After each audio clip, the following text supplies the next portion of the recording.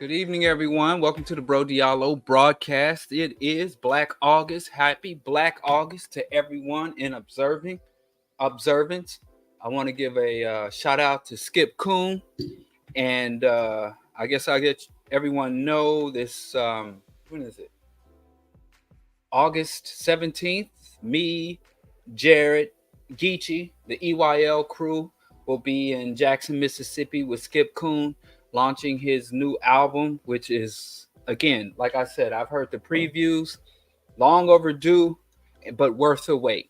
Can something be long overdue and worth the wait at the same time? Anyway, more to come on that. Let's just jump right in with both feet because this is a hot box. Like I said, I set myself up. If y'all been with the BroDiallo broadcast, y'all know I used to broadcast out of Q4 radio. And then I just branched out on my own, exited the nets. And I came here and set up my own little setup with a little struggle, broken mic stand. And I have someone who's going to sponsor and help me get a better mic stand, one that's not broken. But anyway, I dropped the ball on that because then I got caught up with some other stuff. But all that to say is,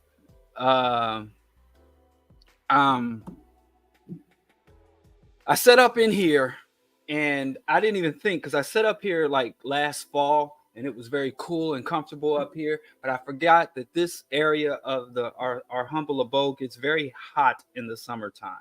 This actually used to be my oldest son's bedroom, and he's moved out. And I'm like, I'm gonna turn that into my own little studio setup. And I can't even like really run the fan and stuff because the mic. But anyway, I'm gonna work it out. Brother gonna work it out. And don't cry for me. Just pray for me. And we're gonna get through this anyway. Cause like I said, it's like 80, upper 80 degrees here in Chi-Town, Chirac, state of Illinois. And so the heat index is like 102 last I checked. So, but we're gonna get through it. I got my beverages and stuff. So we're gonna jump in with both feet. And then we gotta get to it to get through it. And I want to talk about a topic that people think I'm obsessed with, but I'm not. I think I have an appropriate level of focus, whereas other things that other people are obsessed with, nobody gets hell for that. I think that you can't obsess about something that is an existential threat to your people. I just don't think that's possible. I don't think you give too much attention to something that is an existential threat to your people and their well-being, and have been for centuries. But I digress. First and foremost, well, this is second most, shout out to the brothers and sisters in Nigeria, the movement of the people. They have what they call hardship riots or hardship protests going on in Nigeria, from Lagos to all the surrounding areas, villages, and communities.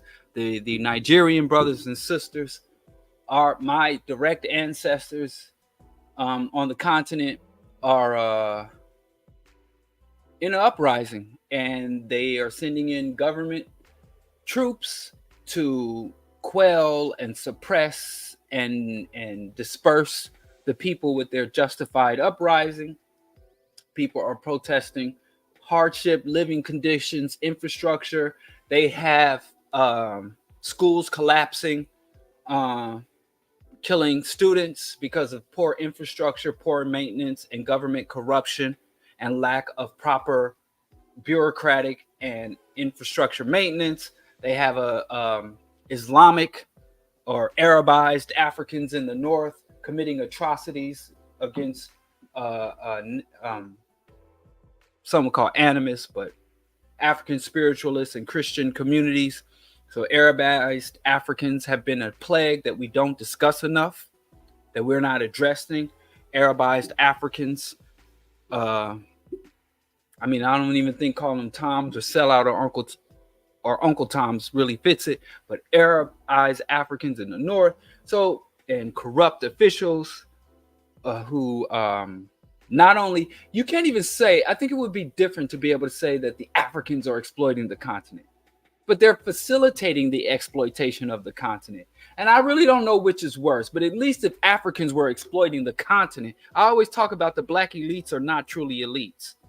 The black elites do not behave like elites. Having a shit ton of money is not enough to get you into the arena of the elite, especially when it's not your currency. You have to own and control the means of production.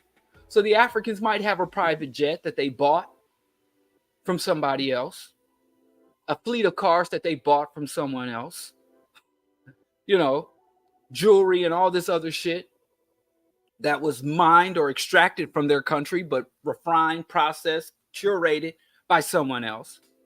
And the real component about the elite that we don't understand as a people is that as Nas says, the best class at the top. The elites have their own agendas. They don't serve other people's agendas. The elites are the people who create, construct, and execute conspiracies and agendas. They don't simply graft onto existing. They create constitutions. They nation build. They draw up borders. They don't simply administer borders created by others. So under white hegemony and capitalism, they're not even black elites. I think we need to start calling the so-called black elites. And I don't care if it's a puppet regime on the continent or Jay-Z and Beyonce here, thought leaders. I think we should call them black facilitators, not black elite, because all they do is facilitate white oppression and white exploitation of the black masses, and they get a percentage off the bottom of that. But they in no way conduct themselves as the elite. I knew some wealthy black folks. When I lived in New York,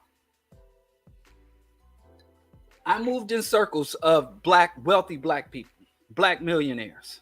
When I was in school and I was doing some theater work and, working in the healthcare system, I would find myself, and I used to work for this organization called the Arthur Ashe Institute of Urban Health. And they would raise tens of millions of dollars to help, to trickle down. And I would be in the room and doing these balls, and we would do these dissections with the students, and they would run the students for future to take underprivileged, at-risk youth and help them to get into the medical professions. And I'd interact with these black elites, and they had no real identity outside of consumption. They had no real agendas or programs outside of pleasing or making sure that the elites, the true elites, are taken care of so that they can get more consumption. The only difference between me and Oprah and me and Jay-Z is consumption capacity. And you might hear these elites saying, oh, I stand for this or I believe in that. But all of it, without question, is a byproduct, an offshoot, is them just regurgitating the agendas of the white elites. And even if it's not white elites, you take somebody like Will Smith or what's that? Kevin Hart, when they were going back and forth to Dubai and United Arab Emirates. And United Arab Emirates and Dubai, those Gulf states were financing atrocities of Africans, Arabs committing atrocities in the Horn of Africa, from Somalia, Sudan, even up today. Janjaweed are armed and trained and facilitated and covered, going into even Yemen and other areas. And they were there to facilitate Arab rebranding. So brothers would make some money and then fly to Dubai and get cigars and sit on boats and take social media posts like, oh, we're over here living large, getting Arab money and living like sultans, living like sheiks, while they're literally providing cover for the extermination of Africans on the Horn of Africa and Arab-occupied North Africa. All that to say, so as our brothers and sisters are rising up against their own elites, and like I said, I'm not going to say black elite anymore. I think semantics matters. I'm going to say black facilitators. And just working a little job, even being a little black cop or a little black low-level bureaucrat or some cog in a corporate machine does not make you a facilitator. You're fodder. But the 6, 7, 8-figure Negroes, or as 19 Kilos says, thought leaders, they are not elite. And there won't be a black elite until there is a black population of well-resourced, entrenched and powerful black people who are going to war, and their primary target in opposition is white hegemony, the white capitalist, the Islamic oligarchs or Arab oligarchs, the Asian dictatorships. Until they're going toe-to-toe with them people, as long as they focus on the black masses, trying to make hashtag goals, they're not elites. They're facilitators. They're footmen. Or, it was going around Steve Coakley. Shout out, and all due respect to Steve Coakley. I don't know why Jared tripping on and trying to besmirch the legacy of brother Steve Coakley. But he called them collaborators. He was one of the main people to really call them out for what they were. So anyway, all that to say that Africa is in uprising. Africa is in upheaval. Nigeria, they're calling it the hardship protest. In Kenya, they got the tax protest. In Sudan, there's a famine. Again, I touched on that. United Arab Emirates, the Gulf states, Kuwaitis, the Kuwaiti oil oligarchs are facilitating massacres and famines in North and Africa, in the Horn of Africa, to destabilize so that they don't have to pay market rate for the theft and extraction of Africa's resources. South Africa has had a riot, an uprising a day through its various provinces. So South Africa has uprisings. The whole continent is rising up. But I do have an issue. I do have some concerns. When we think back to the uprisings, the decolonial struggles, the civil rights and the Black Power struggle, the guerrilla movements in Latin America, the guerrilla movements in Asia, there's a difference that concerned me. And as with all this shit, I hope that I'm wrong. The struggles in the past were ideological and material. The material conditions led to ideological and philosophical positions to drive and facilitate the resistance and uprising. So people were fighting against colonialism to end colonialism, and they were fighting for national sovereignty. People were fighting against Jim Crow and legal discrimination for either integration or Black liberation from the system. And they all had manifestos.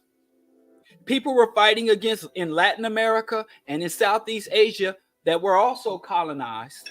They were fighting for independence, but they just weren't fighting for independence. They didn't just want independence from their colonial overseers. They wanted economic systems that were diametrically opposed. So I'm colonized by capitalists. I want a communist or a socialist nation. We have strict hierarchies and strict bureaucracies. We want anarcho systems. We want decentralized government. So there was all these philosophies, and all of these movements, all of these struggles had very, very strong ideological stances. Even if you go to the Iranian Revolution, before the insane theocrats took over, you had the colonial puppets in the protectorates, and they were secular. And people were like, well, these leaders, Afghanistan, Iran, Arabia, these British colonial administrators, they're either Christian or secular. So some people look to the Islamicists. Other people were looking to say all the religions are oppressing us. So they had communists. They even had women's movements in Afghanistan, Egypt, communist, socialist. So all that to say is the movement, the mass uprising against injustice had a very strong ideological component. But today I don't see it in the United States, in the Caribbean, Central and Latin America, Africa. I could be wrong. There are some organizations, all African People Revolutionary Party, they're socialists. They've been around forever and a day. Movement of the People is a socialist, pan-Africanist movement, anti-neocolonial. So there are some movements, but overall, you had the material conditions creating not just materialist or physical response, but ideological rethinking, a way of reimagining, of restructuring not just the distribution of resources, but restructuring social hierarchies, restructuring the people's relationship to the state, and restructuring people's relationships to one another. As Che Guevara said, to have a real revolution, you need a new man. You can't create a liberated society and put the colonial man in that society. To put the formerly enslaved, put the formerly colonized man, to put a slave, to break the chains off the slave's neck and hand him a gavel and say, okay, you're an administrator, you're a judge. Frantz Fanon, Kwame Ture, Sekou Touré, Sekou Touré, and Kwame Nkrumah, and Kwame Ture. But these people understood that you needed a psychological, cultural, Mao understood a cultural revolution. And I don't see that in many of the uprisings, rebellions, and whether we go to the African continent or we come right back here to Chicago with the Sister Massey murdered on camera. Another atrocity in 4K. And we see people taken to the streets. We see people calling for justice. But when we look at the solutions, it's really that we're pretty much in a position where we say, we want more resources from the capitalist system. We don't want to destroy the capitalist system. We want better positions within the capitalist system. We don't want to destroy the capitalist system. We want to elevate and more representation within the hierarchy. We don't want to dismantle the hierarchy. We want our piece of the cake because Europeans, the Western powers, said half a century ago, Tina, T-I-N-A, Margaret Thatcher, Richard Nixon, Ronald Reagan, they said there is no alternative. We're going to create a world where people not only don't seek an alternative to imperialism, Western hegemony, and capitalism, we're going to create a world where people don't even desire it. They can't even imagine it. And when I come out and say, speak out for justice, I got adult black men, educated black women with degrees and letters after their name. What we going to do without money? How you going to do? What do you mean you're against business? They can't even imagine a world without capitalism. When most of human history, most of human civilization, most human accomplishments, even under global white hegemony, most accomplishments, most inventions were done outside of the market, independent or in opposition to free market capitalism. Capitalism doesn't create shit. It just extracts and concentrates wealth. That's all it is. All capitalism does is extract and concentrate wealth. Everything else is done collectively, socially, in cooperation. Everything, even the internet. I got people coming to me, you anti-capitalism, get off the internet. I said, where did the capitalism capture? Capitalism colonized the internet. It did not create the internet. Publicly funded by public servants through cooperation.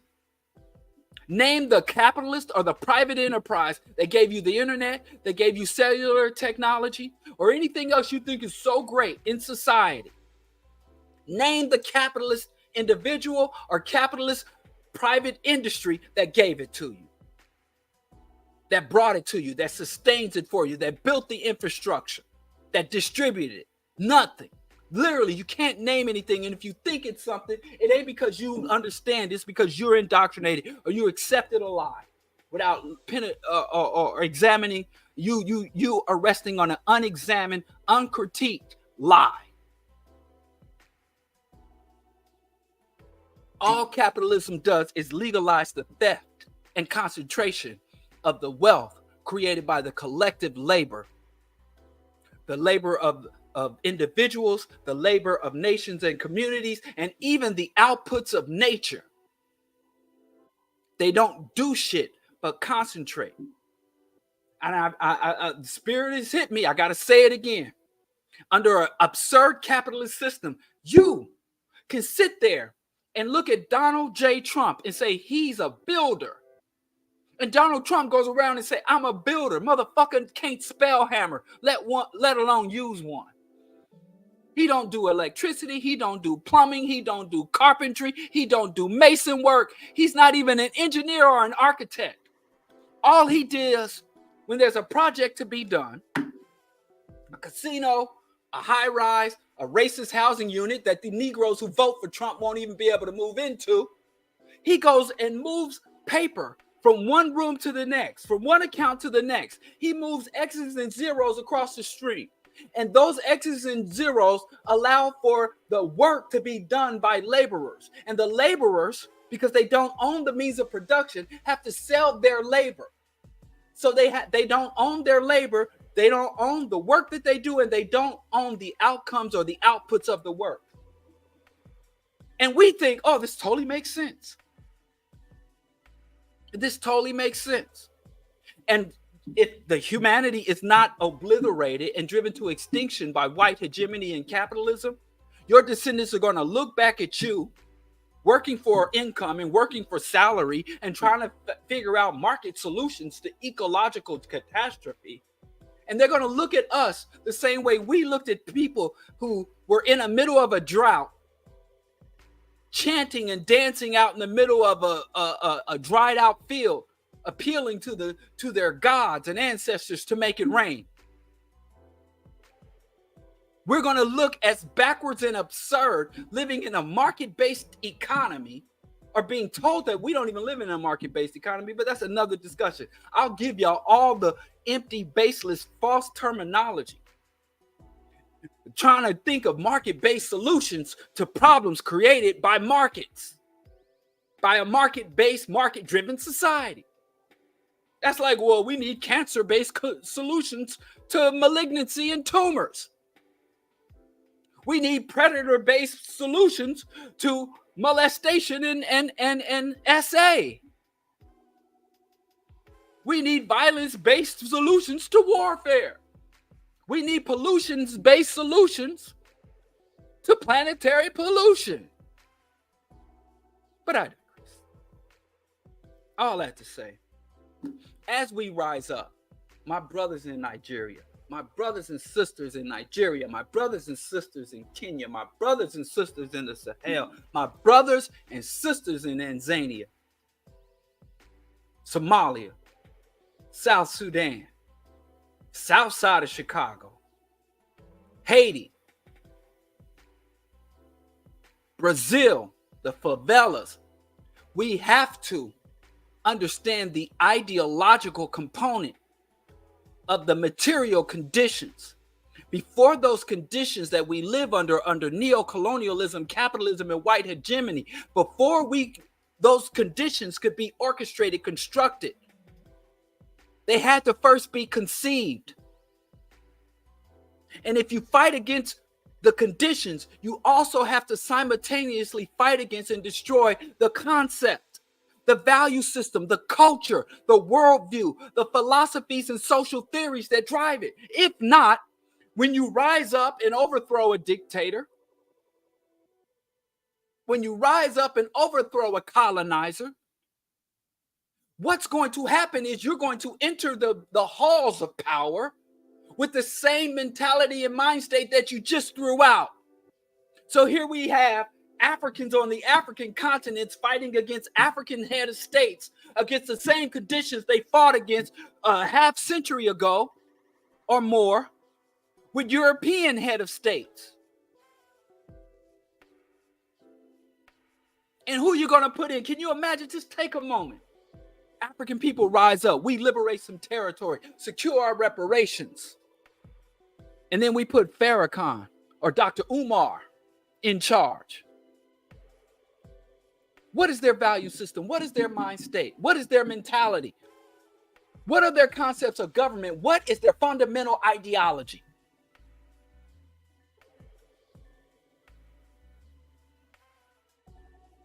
And sisters, I'm sure Umar would outlaw snow bunnies so there'd be no more interracial dating. But when you do go to the house with that strong black alpha male, what do you think your position? What do you think? Back to washing dishes? No say, no power? We have to ask ideology. And we have so many grand figures and so many grand organizations. Nobody deals with ideology anymore. They act like it's passé. I can be a Christian liberationist. I can be an Islamic liberationist when the very spiritual system you believe in is not one of liberation. It's one of salvation. Salvation and liberation are diametrically opposed. That's why Jews rejected Jesus. They said we're supposed to have a Messiah. And a Messiah is supposed to come and lob off all the heads of our oppressors. They're supposed to save us. And the Christians were like, no, he's coming to save our souls. Fuck it, saving my soul. While my family's still being exploited, my daughter's still being carted off, my son's still being conscripted into the military, my land is still colonized, but my soul is saved. Fuck that shit. That's not what a Messiah is. There was a divergence. But I digress. I'm getting into the topic when I just want to say I stand in principled, ideological, cultural, racial solidarity with the struggles in Nigeria, the so-called hardship protests, when it's neo-colonial oppression protests. They always like to kind of dumb us down. When white people fight, oh, the Boston Tea Party's founding fathers were freedom fighters and liberation, Boston Tea Party. So when white people rise up, when the rednecks storm the Capitol, oh, well, they have grievances. But they say, well, African was sitting at home and he was just like, man, shit ain't easy. Let me run out and face tear gas and a colonial sponsored puppet regime military. It's not a hardship. They are experiencing hardship, but hardship doesn't tell you any fucking thing. Because when you think hardship, most of y'all think, because of our indoctrination, we all go through it. Oh, they didn't manage their resources. They didn't save. They wearing Jordans and acrylic nails. They don't work hard enough. Hardship is a result of neo-colonial capitalist white hegemony. So it is a anti-neo-colonial capitalist uprising, protest. But you can't say that, because if you just think it's hardship, then hey, we don't really have the funds or the wherewithal. We got this entanglement. We got this stalemate in Ukraine. We pretended like we ended the atrocities, genocidal wars in Iraq and Afghanistan, but we still have the green zone and we still have territory we're trying to claim there. We're funding the Zionist genocide and Zionist expansion in Palestine. So we don't have the wherewithal, the resources, the CIA agents, hitmen, economic hitmen to commit to Africa. So let's give them some concessions. Let's loosen up to get a tighter grip. So if your movement is about hardship and I can relieve your hardship, reduce some prices, dump some grain on the market, send an entertainer, send Lil Wayne or one of these other minstrels, send Sexy Red on a nationwide tour on the African continent, give Burner Boy another Grammy, then hardship dissipates. instead of ending neocolonialism, ending capitalism, and white hegemony. There ain't an institutional, societal, or global problem does not grow out of white hegemony, capitalism, and imperialism. But the vast majority of black leaders and black organizations, most of their solutions leave capitalism in play.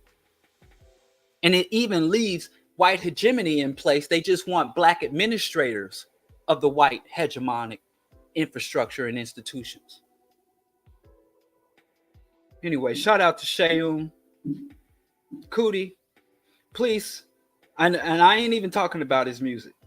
I ain't got to tell you about his music. It speaks for itself. But his updates on the happenings and the struggles on the African continent, it's probably one of the best voices on the ground there to talk about the economics, the culture, the struggles in West Africa, sub-Saharan Africa, whatever the fuck you want to call it. But I digress. Speaking of black elites, that pseudo black facilitators, Kamala Harris. I got something to say about Kamala Harris. And this messed me up. That was Africa's uprising. Should I start doing this so y'all know where to click? This is what I want to talk about right quick. Quick, fast, and in a hurry. My mama used to say. When she get mad, you boy do it quick, fast, and in a hurry. There's some issues with Kamala. If you are against Kamala and you go into a space of other people who are against Kamala, her candidacy, her history as a prosecutor, as an elected official in DC, as a VP or senator, if you stand in opposition of Kamala, you have to ask yourself, is my opposition leftist or sexist? And I see a lot of leftists playing footsies with sexists against Kamala Harris. And you, as a revolutionary, as a conscious person, as a leftist, have to be careful to distinguish yourself from the sexist. Even if we have the same enemy, even if we got the same op. So when you see posts that lie about Kamala's racial or ethnic lineage, that lie about her intellectual or academic achievements or intellectual and academic capacity, that lie about her being DEI, that make light of or try to expose, air quotes, her salacious, unwomanly Jezebel. When you see these fallacious attacks on Kamala, questioning her intellect, her academia, questioning her sexual history or highlighting her sexual history as though that would render her unworthy of governing or unworthy of our support. You have to say, this is sexist and I won't stand for it. Because I guarantee you, any individual taking those approaches to attack Kamala feel that way about all women, specifically black women. So we cannot use Kamala's rise to prominence to justify the expression or toleration of sexist or misogynistic or misogynoir positions or attitudes in our space, in our community, online or physical. So if you see a sexist attack against, or racist, but I would hope racist goes without saying, but some black folks are truly lost. menticide is truly the greatest threat to our people. But when you see racist and sexist attacks against Kamala Harris, you should feel obligated, motivated to challenge those. If you are criticizing, critiquing, condemning, or attacking Kamala from the right wing spectrum of the political and ideological chart, Overton window, whatever you want to call it, you are also a fucking bad guy. You are also a problem. The only difference between you and Kamala is that she has greater access and contact with the institutions of power than you do. But I guarantee you, if you're attacking her from the right, if you got up there, you'd be as bad as her. So you can't say, well, I'm not as bad as her, but I don't have power, because you're still a fucking problem. The only appropriate position in opposition to Kamala Harris is from a leftist perspective. Having a female oppressor, having an oppressor or an op who is a woman of color, does not justify you being sexist. It does not justify you engaging or tolerating misogyny. I don't know how many times I have to say it. And the good news is that there is enough leftist critique, leftist condemnation, leftist opposition, and recorded evidence for us to criticize, condemn, and reject Kamala Harris and her candidacy without engaging in sexism or misogyny. Her record as a bureaucrat, her record as a prosecutor, her stance on everything from Zionist genocide to healthcare funding, to the military-industrial complex and the expansion of the U.S. empire, we have enough where we can justifiably and intelligently condemn Kamala, reject her candidacy, and vote for her in opposition, for leftist, progressive, green opposition to Kamala. And there is no reason and no excuse, and it's exhausting. But I do say, for these people who are engaging in sexist attacks against Kamala as opposed to leftist attacks against Kamala, they are self-exposing. Don't forget. People out here showing these memes with her wearing knee pads. People out here making racialized jokes and racialized, pretending to be confused about her ethnicity or the realities of her Indian and Caribbean heritage. So I will say, and this ain't unique to Kamala. We had the same issue with Obama. We have the same issue. A lot of times the right wing will come into leftist spaces. You have to be careful. And people will see a headline, Kamala Harris, Zionist, or Kamala Harris meets with Netanyahu. And without reading the article, they'll share it. See, yeah, listen. And then you get into the article, and it's pro-Zionist. It's right wing. It's reactionary. It's racist. So just if you see something, a meme or a headline that is criticizing Kamala, you have to read to make sure that it is critiquing, condemning, opposing Kamala from the left. And I'm not even saying this from a high horse. I've even had to be checked and called out by sisters. I've had sisters back when in the 2020 election, when Biden first named her his VP. Even before then, when she was running in the Democratic primary, I even got caught up in some of that shit.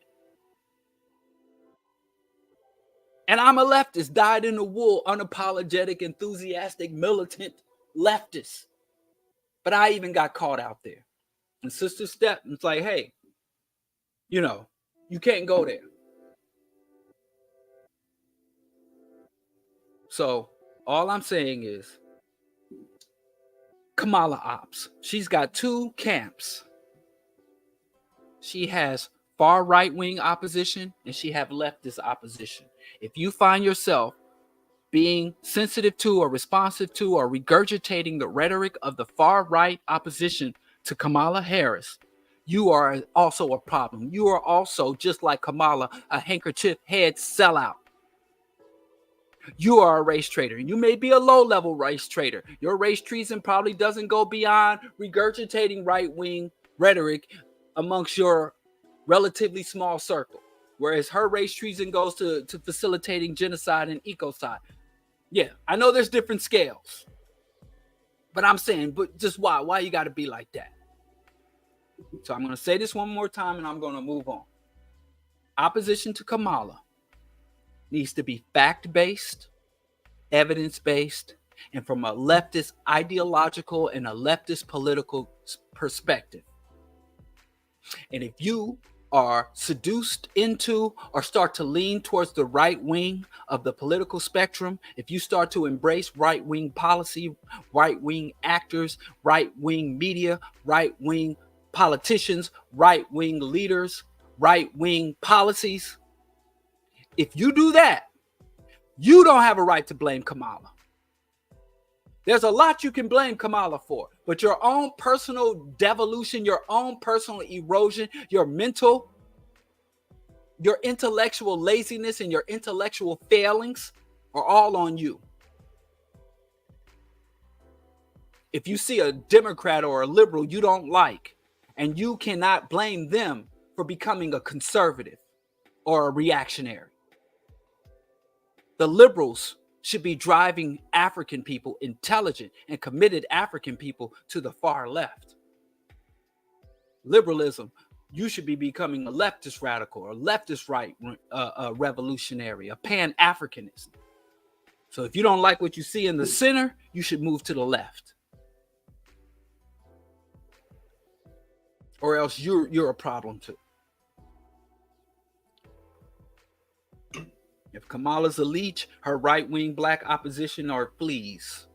Both bloodsuckers. They just take different volumes. I guess that's enough of that. I'm just tired, man. I have to go and go and go. I don't know. I wanted to talk about, I can't though. I don't have time. 7:50. I ain't got time. My name is Puff. My name ain't Puff, and I ain't got time to waste. Yo, let me say, shout out to all people like J. Rue the Damager and many others who were calling out Puffy way back in the early 90s. I mean, there's been a long standing shout out to me, because I really wasn't up on the Puffy shit, but I was going at Cosby and the different world and the black conservative black facilitators, race traders. People was calling me a hater, and everybody was telling me how Bill Cosby was paying every Negro's tuition in the world. Shout out to all the black people that don't jump on bandwagons. That shout out to all the bandwagon tire deflators out there. That's everything everybody's saying about Puffy in 2024. I know cats that was going in on Puffy in 1994. Even before 2004, 30 years ago, they were going Delaware and got condemned as haters and jealous. Imagine that. Being jealous of a predator. Imagine that. Let's move on. Let's talk about today's topic. Black cults. Black cults. Let me put that up there. From bad to worse. Now, I say black cults from bad to worse. And throughout my active years, throughout my years active in the black liberation struggle, even before I was a black liberationist, I started off as a black integrationist. I started off working with the United Way and the Youth Volunteer Corps and the Boys and Girls Club, and I wanted to make a positive change in my community. Hell, I was even working with the Drug Awareness and Resistance Program. Just say no. Shout out to Nancy Reagan. She kept her brother sober, kept me off drugs. And so I really believe that if Black people applied ourselves and if we could appeal to the morality of white folks and appeal to the law and the legal systems and understood our rights, we could change this system from within. Right? But throughout my presence in what could be called the Black movement, the Black liberation, the Black struggle, Black resistance, Black civil rights, I've encountered cults. Cults plague our community. And the real problem with cults is, because I had to ask myself, I was going to ask myself and answer it on the air. I was going to ask myself, if there's a loved one, someone close to me, would I prefer that they get involved with the mainstream religion or with the cult?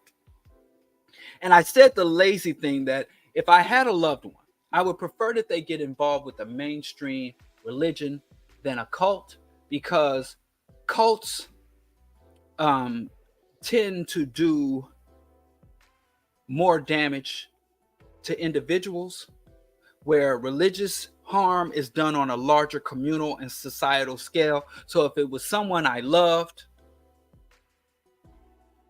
if it was someone I cared about, I would say I'd rather, because, and the truth is, I have just about all of my relatives, not all of them, but just about all of them. I could probably count on one or two hands the ones who aren't caught up in a religion or a cult. The vast majority of my relatives are religious, mainly Christian and or Muslim. But I do have a few relatives that got caught up in cults.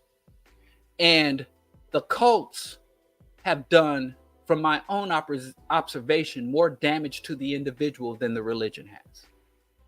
But religion has done more harm to my family overall over a much larger period of time. So short term is, I wish I could keep my people up out of cults. But the long term is, I need my people out of religion. And let me say, because people are like, you talk about religion all the time. You don't believe in God, but you talk about it, which is absurd. I don't believe in white hegemony. I don't believe that white people should dominate the world and rob the world of resources and destroy the world's ecosystem. And I talk about it all the time. Where's this rule that you can't talk about something unless you agree with it and you believe in it? There's whole areas of philosophy that deal with evil and corruption and the corruptibility of humanity and the human psyche. And I mean, there's things talking there. There's whole research around plagues. Oh, you must want people to have diseases. You're researching disease. You talk about plagues and disease all the time, chronic ailments. So yes, I talk about religion all the time. Why? Because it is one of the most harmful. Here's the thing, African people. Religion harms us especially, because here's the bottom line. If you don't take nothing else away from this particular BroDiallo broadcast, here's the kicker. Here's the part you highlight. You cannot change reality unless you comprehend reality. In order to change reality, to deliberately direct reality, you have to have some communication, some consort with reality. Now, that ain't me. That's Dr. Amos N. Wilson. So people, when the reality is you're on the bottom, you're under oppression and genocide, you have to transform the very nature of reality and human relationships to one another, and human relationships to systems, human relationships to institutions, human relationships to the ecosystem and the natural world. These relationships must be transformed. We have a monumental, multi-generational task laid out before us. We did not create this horrendous conditions. We are not to blame, but we are responsible. So whenever Africans begin to look at the unreal as real, to look at the imaginary as literal, we are greatly threatened. Now, when you're in your own milieu, when you're in your own cultural assembly, When you're in a state of freedom and security, and you begin to get into the imaginary, the supernatural, the otherworldly, the afterlife, you can engage in such exercises and they will not harm you. So Africans were a very spiritual people. Our philosophers and our griots were some of the people held in great esteem. Some of our greatest artifacts and monuments are to otherworldly beings that were conceptualized, to our dead ancestors in other dimensions and generations, from the Dogons to the Kemites. We would gaze at the stars and come up with the most magnificent folklore and fables and fantasies. But the moment you come under oppression, colonization, enslavement, genocide, you got to get sober as fuck. You got to see shit for what it is. The most dangerous thing that a person under threat can have is the illusion. Illusions are dangerous when you're under a threat. When you're safe, when you're secure, even people that like to get high and enter altered states of mind, the people who do it responsibly, you can't drive.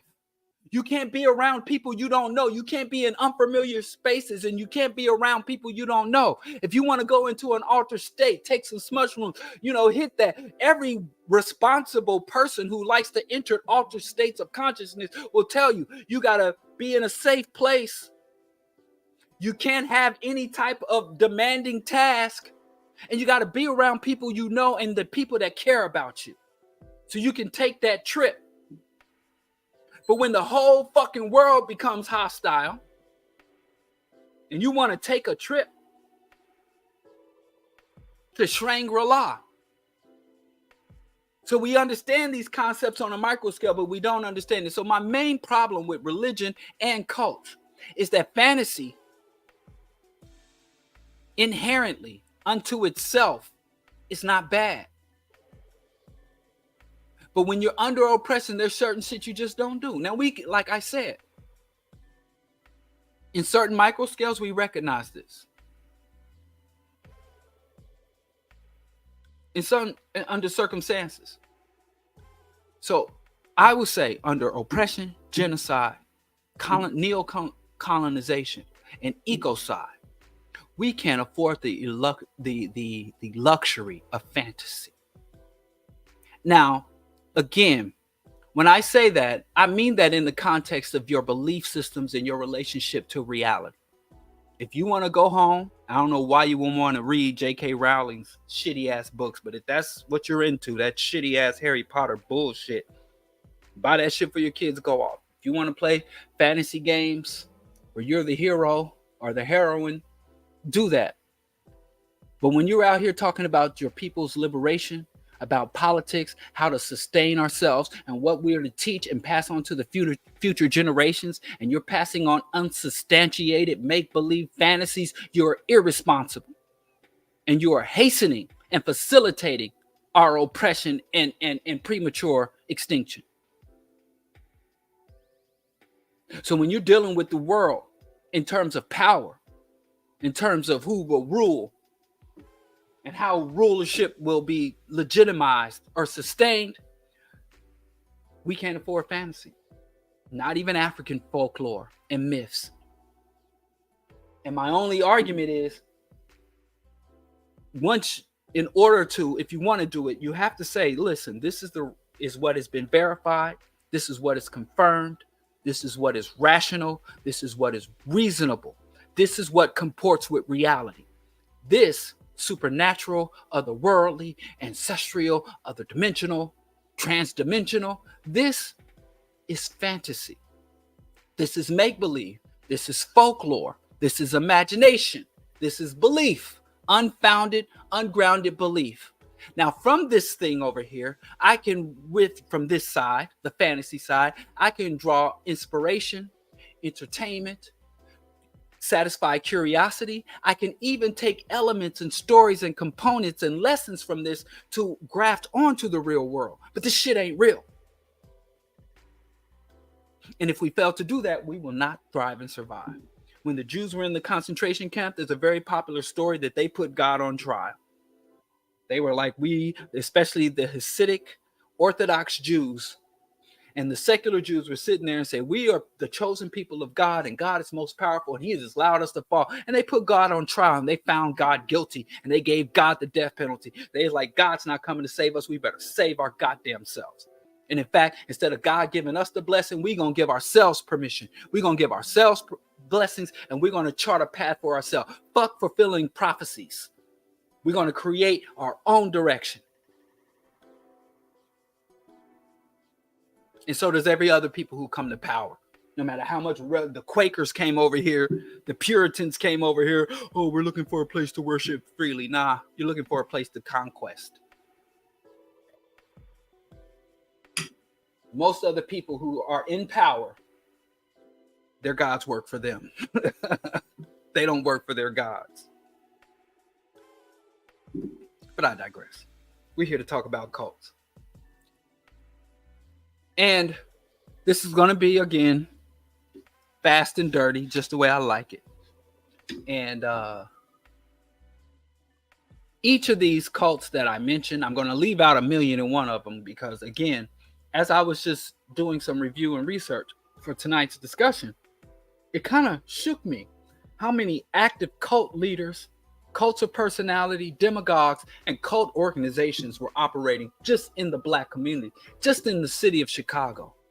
We are plagued by cults, and they operate underground, and Black people will be in meetings and gatherings.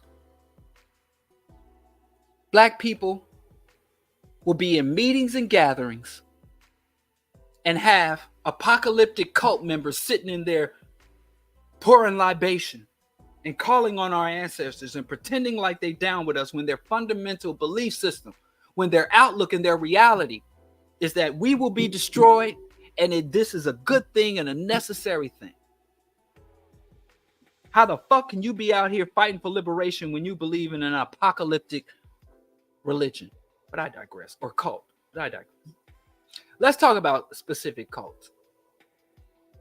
And I say from bad to worse. What I really originally wanted to say, Black cults, from the good to the bad, the good, the bad, the ugly. That's what I really wanted to try to say, because there are some cults that I tried to rationalize are good cults. But I have to admit, when I was thinking that there are some good Black cults, I was thinking because of my own selfish reasons and porpoises.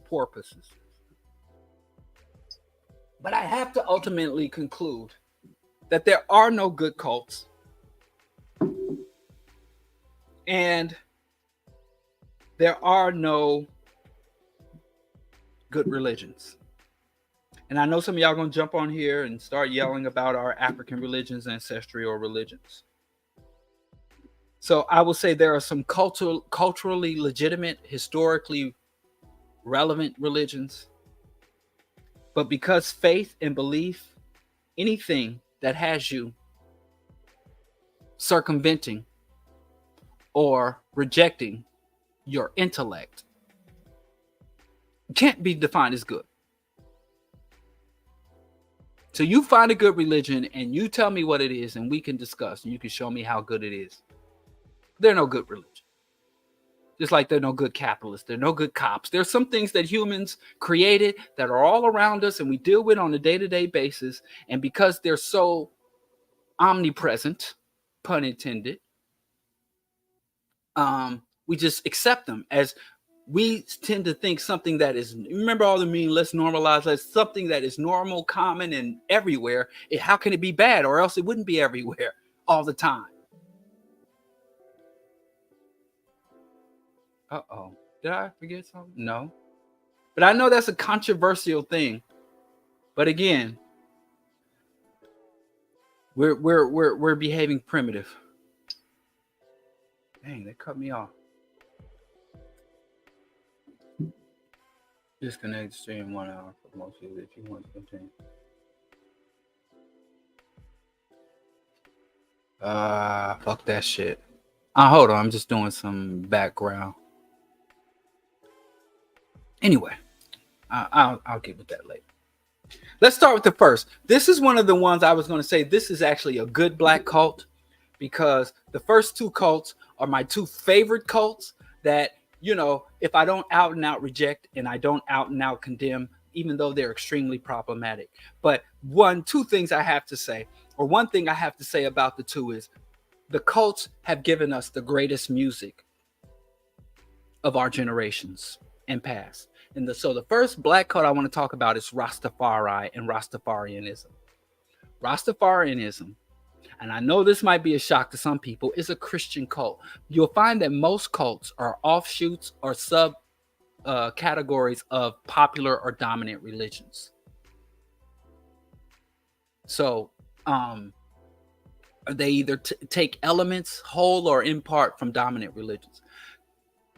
Rastafarians are Christians. It is a Christian cult.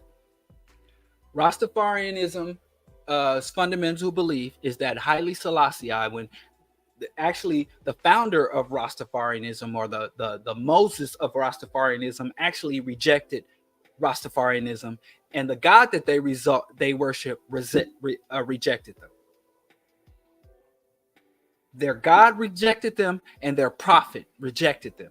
Both the God and prophet of Rastafarianism looked at the Rastas and said, listen, this is bad. So the prophet of Rastafarianism is Marcus Mosiah Garvey. Marcus Mosiah Garvey, before he left Jamaica to go into Harlem and build the UNIA and all that, said to the Africans who were part of his organizations in Jamaica, look to the east for the crowning of a black king, therein lies your salvation. And so shortly after that, Garvey left, and people were looking to the east, and they saw the coronation of His Imperial Majesty Haile Selassie I. And King Haile Selassie I, they said, is the second coming of Christ, the Lion of Judah. Jesus was sacrificed as a lamb. The second coming of Christ will be the Lion of Judah. And so they started worshiping Haile Selassie I as God manifest in the flesh. And they had certain edicts in Rastafari, which was hatred of white people. I mean, if you go look, and there's a good book called The Rastafarians. I could have dug it off the shelf. And everybody wants to. The Rastafarian. And some people argue that the Rastafarians pre-existed and predated Marcus Garvey, because they say they descended from the Maroons, which is kind of a myth, because, and I think even the history of the Maroons, the book The Rastafarians talks about the connection between the Maroons and the Rastafarians. But the bottom line is what we have to know about the Maroons were the Maroons went from African freedom fighters to African race traders. The Maroons negotiated with the colonial powers and the enslavers to say, listen, if you allow us to have our independent little city states, we will return and capture any runaway Africans. And if we can't capture the runaway Africans, we will cut off their ears and turn your ears. So the Maroons went from resisting the enslavers to being agents of the enslavers and basically attack dogs for the enslavers. But people like to ignore that when they think of the history of the Maroons, and they just want to act like they were just macheteing plantation owners. But all that to say, Marcus Garvey rejected the Rastafarians and said, this is not what I meant, and this is not what I said. And then Haile Selassie I made a trip to Jamaica, and when he saw people worshiping him as God, as the second coming of Christ, he wept. Rastafarian initially had very militant and pan-African views, and the core mission was repatriation of the Africans back to Africa, Shashamoniland, and to establish a Christ kingdom on earth, more or less. And so to speak, they had extremely militant views, and they went through several reformations where the death to white folks and opposition to the colony and all that was set aside, and it became a religion of love and spiritual healing and unity and connection. That came later. But I should find the original. I know I ain't that lucky. Yeah, the book's downstairs. I should have brought it up here. I was reading it downstairs and I left it right there on the ottoman. I'm an idiot. Anyway, I don't have it up here. But anyway, all that to say, Firestone. Firestone is upset, and I will open up later. I'm gonna try to get through this quickly because I know everybody gonna have a problem with everything I say. And you're free to come on and we can discuss Rastafari. If we don't have time to do it here, you can come on special because Lord knows I do have a soft heart spot in my heart for the Rastafarians because the music and the spirit and the reinstitution of African aesthetics, African values, and all that. So I do have mad love for the Rastafarians, but it is a harmful cult.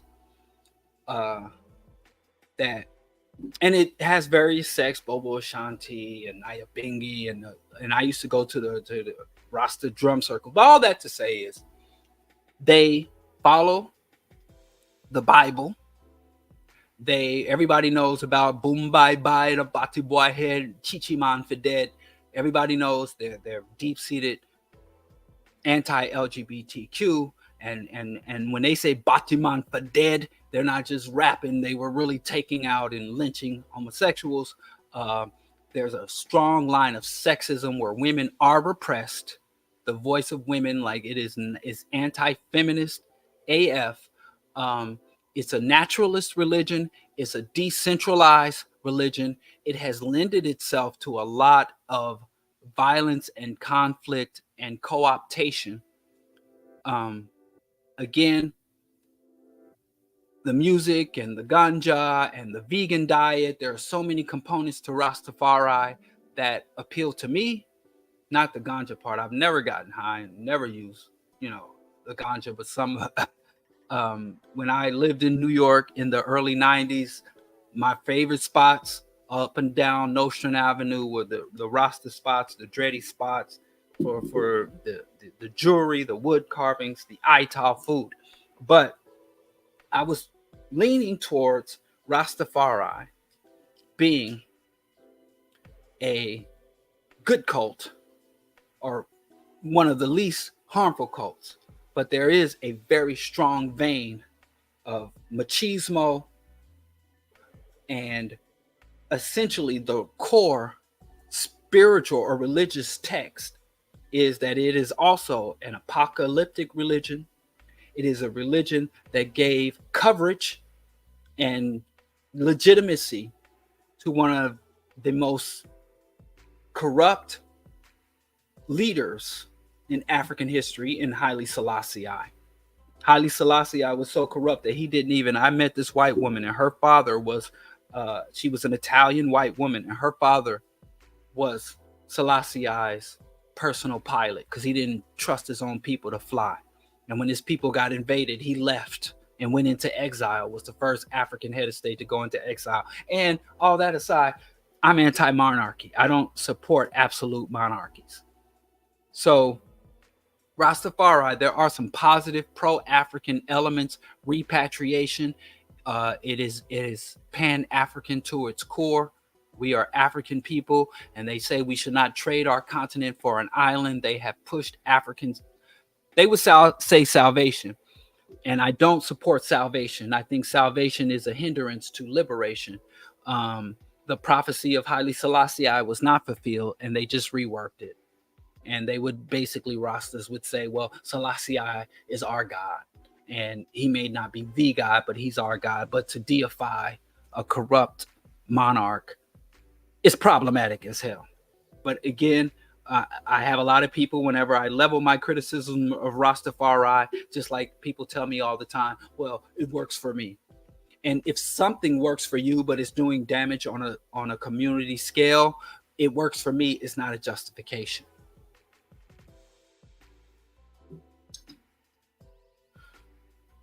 And I know I can say as many positive things about Rastafarianism as I could say about negative,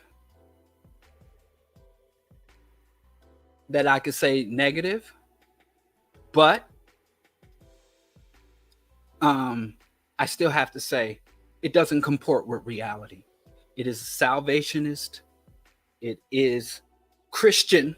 Rastafari and they swear they're not Christian, but when you sit down and talk about their core values, their core outlook, and you look at their holy book and their scriptures, that shit is Christian as fuck. So it is still a colonial religion offshoot.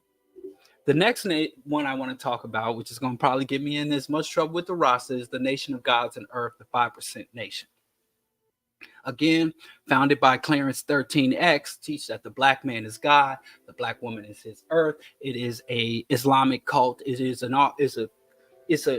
cult that is an offshoot of a cult that is an offshoot of Islam. And there's some good things about this. I'm like, if you're going to be a Muslim, be that, because they don't have the Hajj and all that stuff. It really has very few consistencies or alignments with mainstream Islam, even though they have some of the symbolism of the 7-point star and the crescent moon. But they have the mathematics, which are, I mean, I'm probably going to get in trouble saying that, but they have daily affirmations that they say about knowledge, wisdom, understanding, and they deal with everything from proper hygiene to proper courtship with the herbs. But the problem is with and it has inspired some of the greatest music. All of my top 5, except for one maybe, all of my top 5 favorite MCs or groups were 5%ers. And you go back and you listen to One for All, go back and listen to The Gods Must Be Crazy and Everything is Everything. Go back and listen to Pure Poverty, and I mean, the list goes on. And one of my biggest motivations for wanting to move to New York after I graduated high school was because of the politics there. All my favorite scholars lived on the East Coast.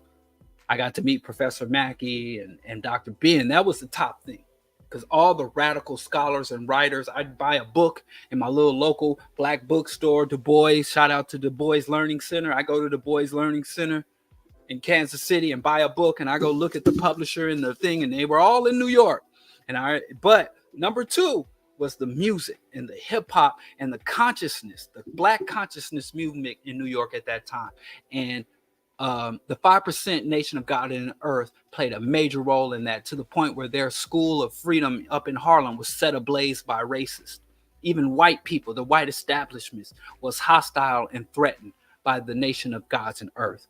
And they were bringing brothers, and like I said, I worked at Rikers Islands for 3 years, and brothers would come in there, or they would say that were 85%er, brute, savage, and they would clean themselves up, they would sober up, and they would stand erect, and they would become, dependable, solid African men or black men or gods.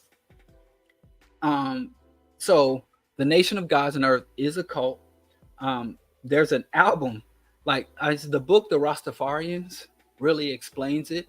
But the Nation of Gods and Earth is like Rastafarianism. It's not a hierarchical, centralized, high control cult. It is a, arm, a leg, arm, head, Allah's arm, leg, arm, head. You are Allah, you are God body. It's in you. So that is one positive component, where it doesn't tie you into the Almighty or tie you into some source of salvation or Armageddon. So, but I did see Clarence 13X, who was assassinated. I don't think, I could be wrong, they've ever gotten to the bottom of who murdered Clarence 13X. The Supreme Allah, I think they called him. But they're responsible for some of the most powerful music. But again, at least in New York City, I saw in this time a lot of crews running drugs and other crime and rackets. Many 5% cliques, nations were involved in a lot of predatory criminal behaviors. And again, I think knowing African history and relationship in the past and present with Islam is problematic to any Islamic cult, even if that Islamic cult diverges from anything that could be recognized as institutional or traditional Islam. So, but anyway, I'm not going to get too far into either one of those because, again, I was going to say black cults, the good, the bad, and the ugly. And those were going to be my goods. And I have to admit, this is not an unbiased classification because the Rastafarian community and the Nation of Gods and Earth, I've never been an official member of either of those cults, but I have navigated and been within the various communities that they've constructed, from drummer circles to ciphers to hip hop concerts and communities that were influenced or directly cultivated and constructed by these cults. And I have to say some affection and some sympathy for them both. But if anybody came and asked me, I would say don't join, and if you join, get out, because cults don't cultivate. But now let's move on to the bad and the ugly. And the bad and the ugly are pretty much the same. So I never understood that. The good, the bad, and the ugly. Is the bad and ugly somehow is ugly worse than bad? But anyway, the next cult I want to talk about, and these are cults that have presence within the black community. Not all of them were really founded by blacks or even have a predominantly black population, but they have a lot of impact and influence on black people. They have a large black adherence or population, but these are almost exclusively black cults. Now, Rastafarians is no longer exclusively black. Rastafarians, there's white and Asian Rastas all over the world. Rastafarian is for the world, that is not its origins. And like I said, each of these cults I could do a separate discussion on, but I just want to get them out there for the discussion. And some people are mentioning like the Divine Nine, and there's what is called secular cults or non-religious cults. Now that's a whole separate discussion because those are there too. But now I'm just talking about specifically the supernatural or religious cults. The next one I just want to bring up in no particular order going forward, because the order was the good. Those were the good. Now I want to talk about the bad and the ugly interchangeably. And that's the Moorish Science Temple. Moorish Science is another Islamic cult. And I'm going to kind of just try to hit the bullet points because time is not on my side. And I see people are kind of inflamed by what I'm saying. And I hope the Rasta especially gets time to jump in or can tell me where I'm wrong. Because if I'm wrong, I will acknowledge it. The Moorish Science Temple, the biggest problem with the Moorish Science Temple is the Moorish sovereign citizen. But Moorish Science was been around for quite some time. They went around the Midwest buying up farmland and trying to establish an independent nation. Some of my first community urban agricultural projects were done in concert with the Moorish Science Temple. And I don't know if you know about Bonner Springs, Kansas. They had, I don't know if it's still there, Moorish Science community where they went in and built their own streets, created their own infrastructure, and they had all these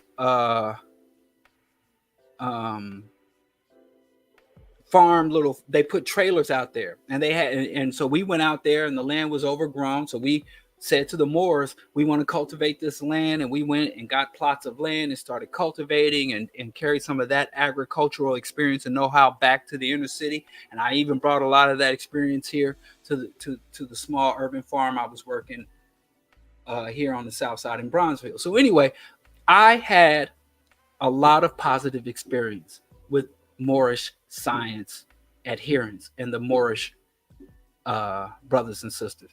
When my son, who's 22 now, one of his first adoptive grandmothers was Mother Bay. She was an elder Moor, and whenever we'd come around, she'd come up and snatch baby Oromo and go off and tend to him. So when my wife and I were doing any type of work, organizing at meetings, and Oromo was between a little over 1 year old, not quite 2. Mother Bay, who was a Moor, she gave us land to cultivate, resources and the seeds and access to the land on Moorish land. That was weird because they would rename the streets, right?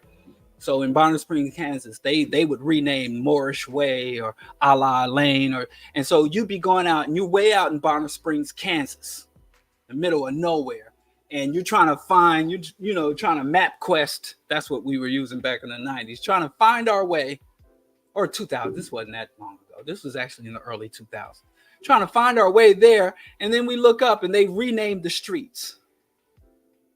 And so we had to learn a whole new geography of that area because they claimed that land, they claimed that territory as Moorish land, and they renamed and changed the street signs and everything. And of course, those street signs didn't show up on the maps. Anyway, that's one thing. But Mother Bay, we always remember her fondly. Her and her husband, they used to provide childcare whenever we were out, and we come in the National Black United Front, and they were good people. But the problem is Moorish science ruins people's lives with but not all Moorish scientists do this. Some Moorish scientists adhere to this thing called the Moorish sovereign citizens. They believe they are members of the Moroccan Empire. They believe that they are native to America at the same time being from Morocco, and they have all these extremely absurd and easily disputable positions and views. But if you've encountered a Moorish scientist in this time, more likely than not, they're either trying to recruit you into a pyramid scheme, sell you a fake indigenous driver's license or a fake indigenous license plate. I had a first cousin who did not join the Moorish Science Temple, but he believed that he was a sovereign. And he learned sovereignty from a Moor. And he was going into the court saying, I'm going to cancel all corporate contracts. I'm not going to pay. He had 2 car notes and a mortgage. He and his wife were both professionals. And my uncle called me and was like, call your cousin, man. He's on some shit. And that's my favorite uncle. And I'm like, I'm on it, uncle. So I call him like, yo, cuz. He was like, nah, you wrong. I'm trying to enlighten you. You trying to call and school me. So anyway, I go to Kansas City. And my uncle sits me down and he's like, you talk to him? And I'm like, I've been talking to him. And this particular cousin was all over social media, telling people about the wealth, how he was going to not pay taxes, how there's a fund, a special fund for Moorish sovereign people. Every Moor is born into gets like a $3 billion allotment, and he was going to not pay his car note, and he was going to cancel his contract for his 2 cars, he and his wife's car. He was going to cancel out his mortgage, and he's headed towards wealth. And God wants us all to be wealthy, wealth, and sovereignty, wealth, and sovereignty. And he was online every day promoting this. And of course, all that shit collapsed. He walked into court one time to deal with his mortgage issue, or his non-payment of mortgage, and him creating brand new documents that would supersede his mortgage. And the mortgage bank asked for a continuance. So he taped himself on the court steps like, yeah, I'm about to walk in here and show you the power of God. I'm about to walk in here and show you the power of Allah and the power of the Moorish sovereign, blah, blah, blah. So he goes into court, and the representative for the bank says, we need a continuance, because we were going to ask for these just for payment and this and that, but now we're going to level this shit up. We're going to take the property, reclaim the property, and evict. So we need a continuance. And he thought the continuance was them running scared. He thought he walked in there with his sovereign document, and that the lawyer saw that it was a citizen and a true native and indigenous to the land, and he wanted to get out of there as soon as possible. So then he walked back out on the court and was like, yeah, I was just in the court, and the lawyer saw me, and when he saw the divine being that I am, he gathered up his briefcase and ran out the courtroom. He thought that a continuance was a victory. And the biggest issue I have with this cousin is when he was pushing this shit and in favor of this shit, he was online every day promoting this to other people in our family and our community. The moment the world collapsed around him, he went radio silent. And I said to him personally, you telling people about how it worked, tell people how it didn't work. Be as vocal about the truth as you were about the myth. Nah, I'm moving on. I'm just let that stuff go. So you go online and you see all these people. People have lost houses. People have lost custody of their children. People have been incarcerated. People have lost their lives. There was a young lady several years ago.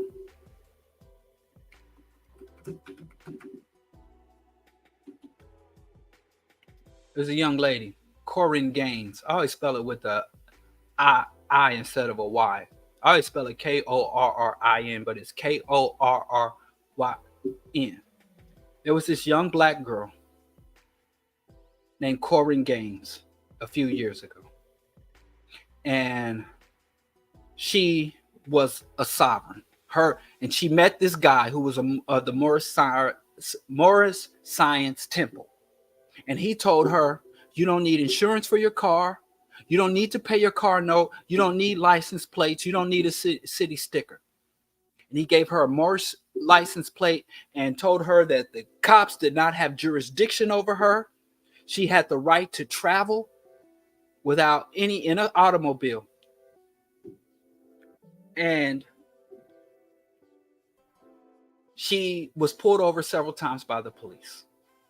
And she told the police, you don't have a right to stop me. You don't have a right to intercede. I am a sovereign on the land, ran the whole shit down. But that was first provoked her interaction. And eventually the fucking pigs murdered this woman. And everybody was focused on the police brutality. But nobody know in that time when they were barricaded in that house, she had two children, one with an older son who was also shot by the police. And she had a newborn who was the daughter of the sovereign citizen. So when he put all this bullshit in her head and provoked this confrontation, he grabbed his child, left the other child and left her, and ran out the back door while the police came in through the front. And the sovereigns, there are many people. There was another black man that was driving his travel. When they drive, they don't have insurance. If a Morris scientist runs into your family, you're fucked because they don't carry insurance. Their cars aren't registered. And this guy was driving around spewing Morris science rhetoric. And he got into a big shootout with the police because he's sovereign, no jurisdiction. Now, here's the thing. Here's the rub. African people, we don't need no absurdist cult provoking confrontations with the police. The police are already predatory and targeting us already. And then you have this cult that encourages Africans to expose themselves to even more confrontation and contact with the police and has no resources to support them. They tell African people that we are sovereign to the land. They're also anti-African. They say we're not black. The Morris science say we ain't black. We're not black. We're not African. We are Moroccan, Native American sovereigns. It makes no sense. People believe this. People go, like I said, there is a whole list of people who have gone broke, who have lost what meager possessions they could have, from homes to cars, to losing their lives in freedom, or limited freedom, as Neely Fuller says, end up going to greater confinement. So that is an extremely harmful cult and belief system. And I see them up and down here. And at the core, not only do they have views that will put you in direct opposition against the state with no resources to support you once you do. Like there's no sovereign citizen legal fund. There's no sovereign citizen support network. They sell you all these fictitious documents. They sell you licenses, license plates. They sell you fake mortgage documents, fake bank documents. These various status. And when the system comes down on you like a hammer, they abscond and go on to the next sucker. So anyway, that's the Moors. Another group that is akin to the Moors in that they are anti-African and very hostile to the very notion that black people being African. And that is the Black Hebrew Israelites. There are many sects of Black Hebrews. Black Hebrews have been in this country since slavery. There are some Africans who were Jewish or worshipped Yahweh. Their black people have been following the Jewish religion since the Roman Empire. You know, black people have been Christians and Jews and Muslims since the founding, but of many of those religions. But the rub is a black Jew, like Beta Israel and Ethiopian Jews, or they call them, but this is the Falasha Jews, which is an insult. But the Beta Israel, the black Hebrews who were brought here in bondage and all that, there are some Africans that learned, oh, black people have been a part of everything. We are the original people. You'll very little you'll find black people weren't a part of. But some people take this little nugget, this little historical fact, and build a whole identity around it. And that's the problem. You can't take some little nugget and try to construct a whole reality from this little historical nugget. Not saying you can read it, you can interpret it, you can understand and comprehend it. But they built this whole mythology. So initially, African people have been worshiping Yahweh, engaging in the sacrifices, and been a part of the Jewish faith. And only the Khazar European Jews tried to turn Jew into a race, like the Jewish people, like as though Judaism is biological and a matrilineal religion where you inherit Judaism from your mother. Judaism is a religion you can convert to. You can convert to Judaism, or you can deconvert from Judaism. You can go from Judaism and become a Muslim, and it doesn't change your fucking DNA. So the Khazar European jewelry tried to warp this very concept of who the Jews were. You find Jews in there are Asian Jews, African Jews, but all that. The black Hebrews are different. They are not black Jews in the traditional sense, because the black Hebrews took this mythology and created a whole false history for African people. The black Hebrews teach that African people are the original tribe. No, I'm sorry. I'm just so used to calling African people, but there are many African people who reject their Africanity. So even though they are Africans, they will be insulted and reject the term Africans. They are the 12 tribes of Judah.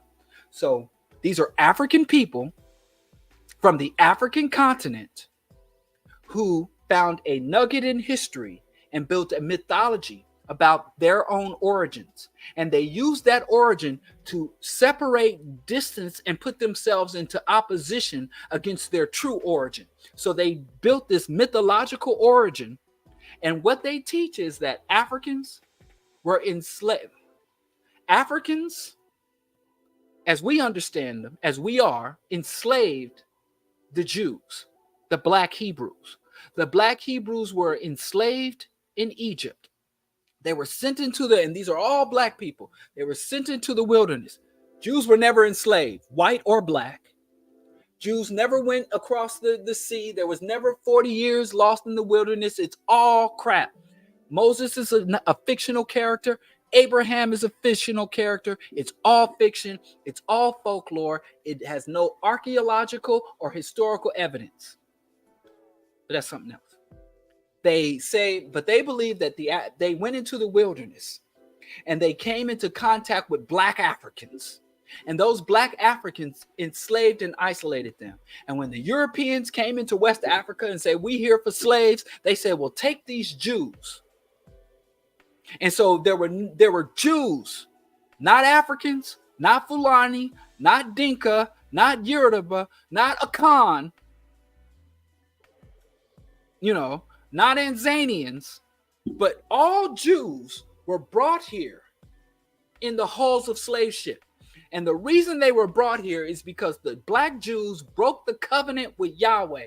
And Yahweh said, because you broke the covenant with me, as retribution and punishment, I will make you a servant unto the white man. And the white man will take you into bondage for a set amount of time, and you will be delivered unto your tormentors in the hulls of slave ship. So they argue that slavery is the fault of disobedient black Jews. Slavery was our divine and just punishments. Go back and look at my archives. I've had black Hebrews on here who articulate and say yes. And so Africans were not brought to America. Hebrews were brought to America, and our enemies, the Africans. And if you see them screaming on the street corner, they have some of the most degrading images of Africans because they believe Africans are our enemies and sold us into bondage to the white man. The white man is the devil, and the African is his number one ally and partner. They are anti-African. They are anti-black, just like the Moors. And so they believe that now their job is the black man has awakened to he is the true, original, chosen man, and that it is his job to awaken all the other lost 12 tribes, the Elohim. So then when enough of us awaken, Jesus will come down on heaven, and there will be a war horn blown, and they can take out axes and machetes and begin to decapitate the infidel. This is a violent, apocalyptic cult. And every day, these men who march up and down the street talking about protect our women, they haven't, and again, they read the King James Version of the Bible. They are Old Testament brutality and New Testament delusions of salvation. And because they present this masculine, powerful, oppositional, and they talk disrespectfully for white people, we overlook or refuse to see the deep-seated anti-black and anti-African components of this cult.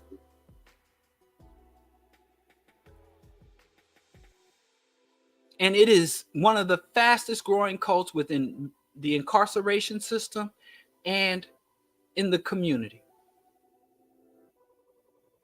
I had a study group, and I think it was around 2006, and the local sect of Black Hebrew Israelites had believed that Armageddon was coming in 2008, and that Obama's rise to power was a harbinger of the apocalypse, and everybody in the world would be exterminated except for Black people living in Israel.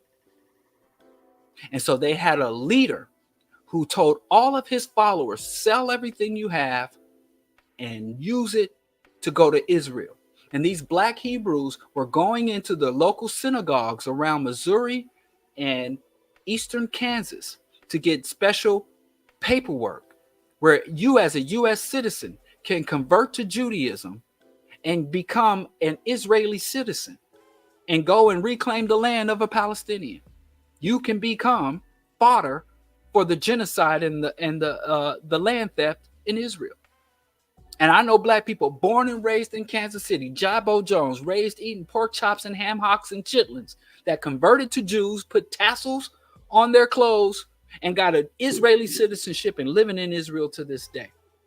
And their children are conscripted into the IDF.